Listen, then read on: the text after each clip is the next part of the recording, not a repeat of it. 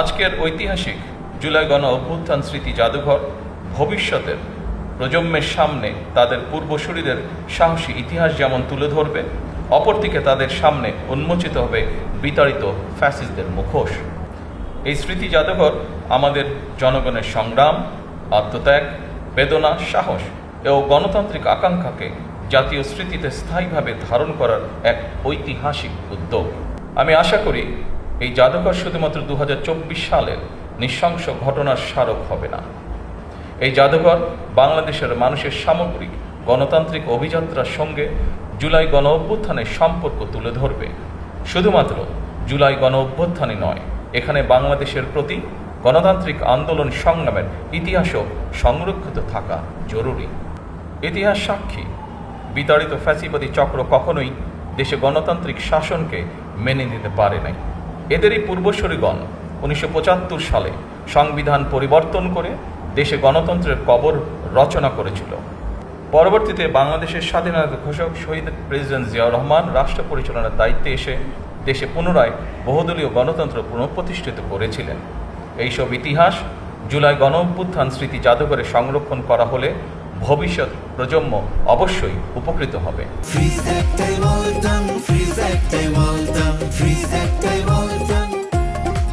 আমি আশা করি এই জাদুঘরে জুলাই আগস্টের রক্তক্ষয়ী গণ অভ্যুত্থানের শহীদদের পরিচয় ও জীবন কথা, আহতদের সাক্ষ্য, গণ অভ্যুত্থানে অংশগ্রহণকারী বীর ছাত্র জনতার প্রত্যক্ষ অভিজ্ঞতা, আলোকচিত্র, ভিডিও চিত্র, সংবাদ প্রতিবেদন, পোস্টার, দাওয়াল লিখন, গ্রাফিতি, কার্টুন, কবিতা, গান, নাটক, চিত্রকর্ম, ব্যক্তিগত স্মারক এবং ডিজিটাল উপাদান ও সংরক্ষিত থাকবে।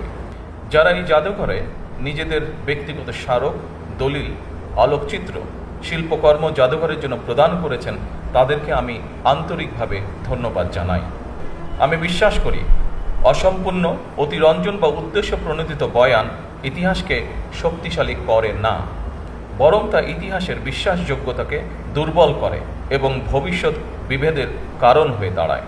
সুতরাং প্রতিটি বিষয় যথাসম্ভব সত্যতা নিশ্চিত থাকা প্রয়োজন। একই সঙ্গে জাদুঘরে রাখা বিষয়বলী সম্পর্কে বাংলার পাশাপাশি ইংরেজি এবং অন্যান্য ভাষাও উপস্থাপিত হলে বিশ্বের ভিন্নভাষী মানুষ বাংলাদেশের গণতান্ত্রিক সংগ্রামের ইতিহাস সম্পর্কে জানতে সুবিধা হবে। উপস্থিত শহীদ পরিবারের শোকাহত সদস্যবৃন্দ, ফ্যাসিবাদ বিরোধী আন্দোলনে যারা হতাহত হয়েছেন, পর্যায়ক্রমে আইনের যথাযথ প্রক্রিয়া অনুসরণ করে সেই বিচার হবে স্বচ্ছ, নিরপেক্ষ এবং বিশ্বাসযোগ্য। সরকার মনে করে আইনের শাসন নিশ্চিত করার জন্যই প্রতিটি অপরাধের বিচার হওয়া অত্যন্ত জরুরি।